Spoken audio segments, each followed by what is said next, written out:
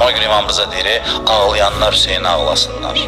Bəhs ağlamaq bəhsi deyil. Keçən dəfə dedim, yanacaqsansa Hüseynə yan. Bu yanmaqda ancaq mənfəət var, ancaq ləzzət var. Ziyan məsələsi yoxdur. Dünyada kefin çəkirsən, ağladıqdan sonra dünyanın ən gözəl ləzzətinə qərq olursan. Elə həmin məclisdə. Yanmaqdırsa yanacaqsan, onsuz da nəyəsə. Elə də ağıllı danışırlar. Nə qədər qəmlənmək olur. Ay, kişi kimi danışsan, qəmlənmirsən. Sən o qədər qəm içində boğulursan, sən. Nə oldu növbə? Bunlara çatanda qəm əleyhinə danışmağa başladın. Sən axı qəmlənirsən. Deyir, ağlayanlar bunu ağlasınlar.